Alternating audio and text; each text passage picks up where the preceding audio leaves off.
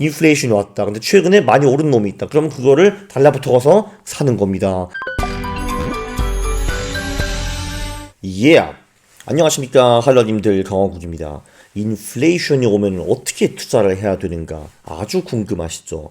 2020년 Quant of the Year 하비 교수님이 등판하십니다. 네, 지금 모든 정부가 미쳐 있죠. 코로나 좀 막는다고 지금 엄청난 돈을 미친 듯이 찍어내고 있습니다. 제 상식으로는 이렇게 돈을 팍팍 뿌리면은 인플레이션이 올 것 같은데요. 특히 미국에서는 인플레이션 지표가 올라가는 것 같더라고요. 자, 그럼 이럴 때 어떻게 투자를 해야 되는가? 그게 중요하지 않겠습니까? 2020년에 Quant of the Year 바로 이 하비 교수님입니다. 캠벨 하비. 저는 캠벨이라는 이름은 처음 봤어요. 어쨌든 이분이 바로 5월 25일 아주 프레시한 논문을 만들었습니다. 무슨 논문이냐면은 The Best Strategies for Inflationary Times. 그러니까 인플레이션이 올 때는 어떻게 투자를 해야 되는가, 어떤 전략이 최고인가, 그런 거를 밝힌 겁니다. 그래서 사실 저는 암호화폐 관련 논문들을 찾고 있었는데 이게 얻어 걸려가지고 오잉 해가지고 이 논문에 대해서 먼저 찍게 되었습니다. 자, 미국에서 인플레이션이 5% 이상으로 올랐던 경우가 1920년대 이후 8번 정도 있었다고 합니다. 2차 세계대전 후에도 있었고, 2차 세계대전 끝날 때도 있었고, 그러니까 2차 세계대전을 시작할 때도 있었고, 2차 세계대전이 끝날 때도 있었고, 6.25 전쟁 때 있었고, 그리고 브레튼 우즈가 끝날 때 있었고, 석유 엠바고, 오일 엠바고 이때 한번 있었고, 이란 혁명 때가 있었고, 레이건 때 경제가 막 붐이 있어가지고 인플레이션이 있었고, 그리고 중국이 수요가 아주 많이 늘어나가지고 원자재 같은 게 원자재 수요가 늘어서 인플레이션이 있었다라고 합니다. 8번이죠. 그렇죠. 자, 이 8번에 주식, 채권에 투자를 했으면은 대부분 작살났습니다. 네. 인플레이션을 제한 실질 수익이 연 마이너스 7%, 마이너스 5% 이렇게 나온 거를 볼 수가 있죠. 네. 인플레이션이 강화되면은 주식과 채권은 X가 됩니다. 네. 그래서 인플레이션을 무시한 주식과 채권 투자자는 이런 말로를 겪게 되는 거죠. 채권의 경우에는 이게 지금 30년채든 10채 국채든 2년 국채든 그리고 그냥 회사채든 다 별로 안 좋습니다. 꿋꿋이 버티는 이 팁스라는 애는 물가 연동체죠. 물가 연동체. 당연히 물가 연동체는 인플레이션이 오르면은 주는 원금도 늘어나고 그렇기 때문에 당연히 인플레이션이 오르면은 수익도 나는 그런 구조입니다. 네. 참고로 팁스는 인플레이션이 있든 말든 수익이 고르게 나는 거를 볼 수가 있습니다. 네, 그래서 인플레이션이 오면은 실물 자산이 화려하게 귀환을 하죠. 그렇기 때문에 금, 은과 원자재 투자가 자산 배분에는 필요한 겁니다. 왜냐하면은 언제 인플레이션이 올지 아무도 모르는 거니까요. 그래서 주식과 채권이 작살나는 인플레이션 시기에는 얘들이 짱입니다. 단 높은 인플레이션, 그러니까 5% 이상 인플레이션은 전체 구간의 19% 정도였고요. 나머지 80% 구간에는 인플레이션이 별로 높지가 않았습니다. 네, 원자재 중에서는 에너지와 산업금속이 좋아 보이네요. 자, 여기 동그라미를 보시면요. 가장 높은 이 41%가 에너지인데 이 에너지 같은 경우는 통계가 2번밖에 없습니다. 8번 중에서 2번밖에 없죠. 그렇기 때문에 이 41%는 너무 깊게 생각하실 필요는 없을 거라고 보고요. 네, 근데 보면은 인더스트리얼스, 그러니까 산업에서 필요한 금속 같은 거죠. 철강이나 뭐 알루미늄 그런 거로 추측이 되는데요. 네, 그게 이제 이런 해 때 연평균 19% 정도의 수익이 났다라고 볼 수가 있습니다. 특히 브레튼 우즈가 끝나고 레이건 시대 때 엄청나게 많이 오른 거를 볼 수가 있죠. 네, 전반적으로 원자재들은 다 수익이 좋았고요. 네, 금도 연평균 13%, 은도 연평균 12% 정도 수익이 났고요. 네, 그리고 여기 애그리컬처, 이거는 농업 먹는 거 이런 거 있죠. 그죠? 라이프스톡은 돌아다니는 동물. 좋다. 돼지, 고기, 그치. 소, 닭 이런 거 있죠. 그렇죠. 자, 그래서 전반적으로 인플레이션이 온다라고 하면은 금, 은, 원자재, 금은 보화 이런 것들이 많이 올랐습니다. 자, 그리고 취미 자산도 괜찮았습니다. 실물이 있는 애들이 짱이죠. 그러니까 와인, 예술품, 우표 이런 애들이 이럴 때 위력을 보이는 겁니다. 인플레이션이 오면은 예술품, 와인 그리고 우표들이 많이 오르는 거를 볼 수가 있고요. 특이하게도 미국 같은 경우는 거주용 부동산이 수익이 별로 안 좋았습니다. 인플레이션이 오면은 마이너스 2% 정도의 수익이 났네요. 자, 여기까지는 사실 다 당연한 겁니다. 인플레이션이 오면은 주식이 안 좋고 채권에도 별로 안 좋고 원자재, 금, 은에는 좋고 네, 그리고 뭐 물건 같은 것도 굉장히 좋다. 뭐 실물 자산이 좋은 거죠. 그렇죠. 이제부터가 재밌어지는 겁니다. 네, 보면요.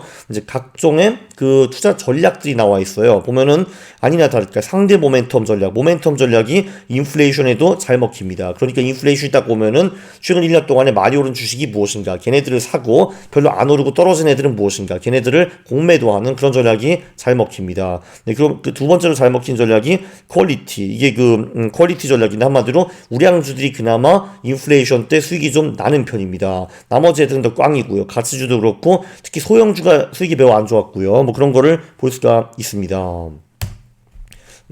자, 그래서 근데 그거보다는 더 훌륭한 게 추세 추정입니다. 절대 모멘텀이라고도 하죠. 최근 12개월 동안에 그 유심히 봐가지고 이 자산이 올랐는가 안 올랐는가 그게 중요한 겁니다. 얼마나 많이 올랐는가 그거는 별로 중요한 게 아니고요. 올랐다 하면은 매수, 내려갔다 하면은 공매도 이렇게 되는 건데 근데 그거를 뭐 예를 들면은 뭐 1년 전과 비교하는 것이 아니라 여기를 보면은 한 달 전과 비교, 두 달 전과 비교, 석 달 전과 비교, 넉 달 전과 비교해가지고 각 수익률을 여기 있는 요 수치로 곱했다라는 것 같습니다. 그러니까 한 달 수익이 예를 들면은 10%다라고 하면은 그거를 0.3으로 곱하고 뭐 두 달 전과 지금 비교하면은 수익이 20%다 하면 그거를 0.22로 곱하고 뭐 이런 식으로 계산을 한 것 같습니다. 네, 그래가지고 이런 식으로 자, 한 달 수익을 뭐 0.3으로 곱하고 그리고 플러스 두 달 전 수익을 뭐 22%로 곱하고 석 달 전 수익을 15%로 곱하고 이런 식으로 해가지고 그 이 10개, 12개 정도를 곱해가지고 플러스가 나왔냐 마이너스가 나왔냐 그거를 본 다음에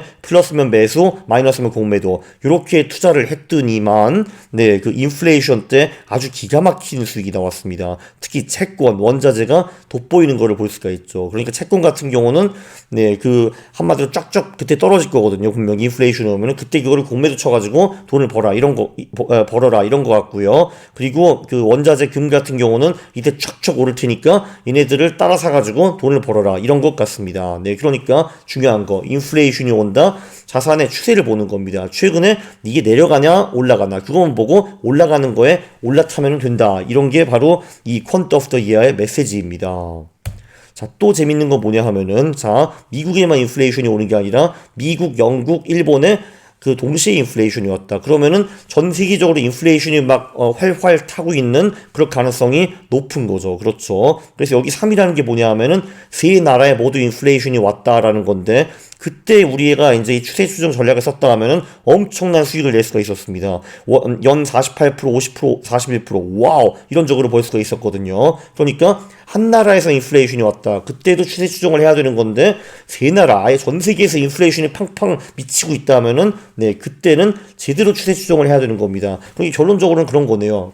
진짜 전 세계적으로 인플레이션이 왔다 하면은 금 원자재 같은 거 올라타가지고 그거 팡팡 올라가는 거 같이 벌어라 이런 메시지가 되겠습니다. 그리고 가능하다면은 공매도를 그러니까 채권 같은 거는 공매도 해라. 뭐 채권 인버스를 사라. 이런 식으로 알 수가 있겠죠. 네, 원자재도 매우 잘 먹히는 거를 볼 수가 있습니다. 그러니까 그 세 나라에서 지금 다 인플레이션이 있다라고 하면은 원자재를 갖다 사면은 여기서도 복리 20%를 먹을 수 있었는데 그거보다는 추세 추정. 그러니까 그 중에서도 가장이 아니라 어쨌든 그 최근과 비교해가지고 플러스 수익이 난 그런 자산들을 샀다 하면 그게 좋았습니다. 그리고 최근에 마이너스 수익이 난 거를 공매도했다. 그러면은 더 좋았습니다. 네, 일본의 특이점은 미국과 다른 게 인플레이션 구간에 거주 부동산이 12%씩 올랐습니다. 연평균. 사실 저는 이게 정상으로 보이거든요. 그렇죠. 한국은 일본을 따를지 미국을 따를지 그게 궁금합니다. 저는 사실 일본과 좀 비슷하지 않을까 추측을 하고 있고요. 요약, 네, 역시 2020년 퀀트 오브 더 이어는 남다릅니다. 물론 인플레이션이 오면은 주식 채권은 꽝이고 금문 원자재 강세는 그건 당연한 건데 인플레이션 구간에 추세 추정 전략이 기가 막히게 잘 먹힌다고 이건 의외였습니다. 왜 그런지 저도 잘 모르겠습니다. 근데 그 확실한 거는 그건 중요한 게 아니죠. 일단 인플레이션이 왔다. 근데 최근에 많이 오른 놈이 있다. 그럼 그거를 달라붙어서 사는 겁니다. 이렇게 보니까 오히려 제가 지금 인플레이션이 좀 기대가 됩니다. 인플레이션을 통해서 더 많은 돈을 벌 수 있을 것 같아요. 이야! 참, 그리고 제가 사실 원래 비트코인 때문에 이 논문을 찾게 되었는데, 이 논문에도 비트코인 얘기가 조금 나옵니다. 비트코인이 인플레이션 해칭 기능이 있다는 근거는 아직 없다라고 논문에 짧게 나오고요. 네, 별다른 얘기는 거기 없었습니다. 네, 다시 한번, 네, 세 나라. 그러니까 글로벌 인플레이션이 왔다. 미국, 영국, 일본이 다 인플레이션이면 아마 뭐 유럽도 인플레이션일 거고, 중국도 인플레이션일 거고, 한국도 인플레이션일 가능성이 높겠죠. 네, 그럴 때는 추세 추정을 하는 겁니다. 이놈들이 최근에 올랐나? 매수, 이놈이 최근에 떨어졌네. 공매도 이렇게 투자를 하는 겁니다. 사실 요 논문이 사실 좀 살짝 복잡해가지고 제가 잘 설명하는지는 모르겠는데 한번 깊게 연구를 해보시면은 굉장히 도움이 많이 됐을 겁니다. 동의를 하시면은 구독을 눌러주시고, 네, 그리고 좋아요를 누르는 겁니다. 싫어를 누르면 제가 매우 싫어합니다. 감사합니다.